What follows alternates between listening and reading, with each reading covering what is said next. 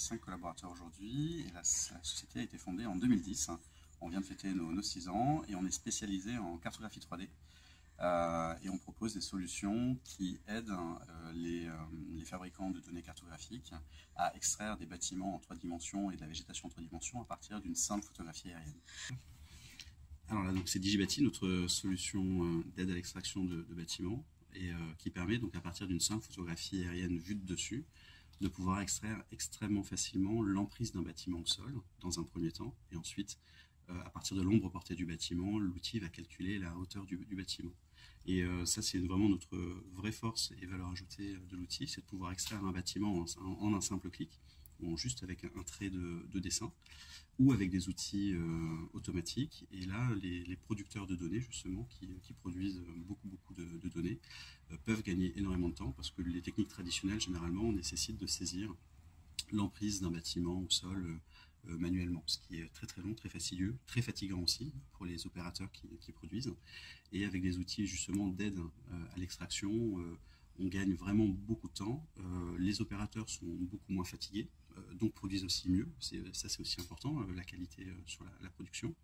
Et globalement, ce qui est très important, c'est justement un outil qui est pensé pour de la production industrielle vraiment à grande échelle, et qui aide les opérateurs dans leurs tâches quotidiennes. Et donc là, on va voir vraiment l'étape d'analyse de l'ombre portée des bâtiments. C'est une étape qui est vraiment extrêmement rapide, les algorithmes sont vraiment très performants, et à partir de l'ombre portée du bâtiment, on est capable d'évaluer la hauteur des différents bâtiments. Et ça, aujourd'hui, on est les seuls sur le marché à proposer un outil industriel qui permette de le faire de cette manière-là. Et vous avez réussi une levée de fonds? Absolument, en début d'année 2015, une levée de fonds réussie donc grâce à la foule, en fait, en crowdfunding que nous avons réalisé sur la plateforme WeSeed, qui est la plateforme numéro 1 en France sur les levées de fonds. Donc là, on parle d'equity crowdfunding, donc il s'agit de crowdfunding, mais où les gens qui vont investir prennent une part du capital de l'entreprise. Donc maintenant, on a 115 nouveaux actionnaires dans notre capital, et donc c'est une levée de fonds qui a été ensuite abondée par BPI France, et ça nous a permis de réunir à peu près 350 000 € pour lancer commercialement notre solution technologique. Quelle est votre stratégie de développement? Alors aujourd'hui, on travaille justement avec des grands comptes à l'international pour justement mettre en avant notre technologie, donc pour leur distribuer notre solution qui s'appelle Digibati. Et donc notre stratégie, c'est de travailler justement à l'international, parce qu'on s'adresse vraiment à des gros industriels qui ont des gros besoins en cartographie 3D. Alors quelles sont vos forces? Une technologie pointue qui est déjà reconnue par des industriels de premier ordre, comme par exemple la société IR, qui est l'un des premiers producteurs de données au monde, qui aujourd'hui est en train de tester nos technologies de manière opérationnelle sur ses chaînes de production.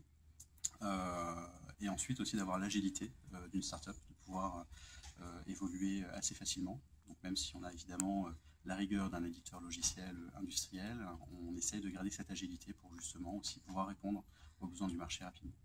Vous êtes aidé dans ce sens par les collectivités locales?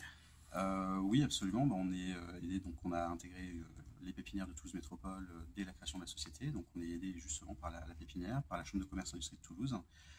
C'est très important cet accompagnement, surtout sur les phases de démarrage de la société, où parfois l'entrepreneur peut parfois être un petit peu seul, et donc cette aide a été vraiment très importante pour gagner de la visibilité, pour participer à des salons très intéressants. Je pense notamment aussi au réseau des pépinières de Midi-Pyrénées, qui nous a permis de participer au Bourget à 2 reprises, et qui nous a permis d'avoir des contacts très intéressants avec les industriels anglo-saxons, et de participer aussi à des salons comme le Mobile World Congress l'année dernière.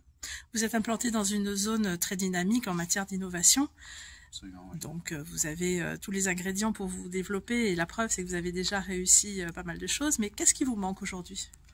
Qu'est-ce qui nous manque aujourd'hui?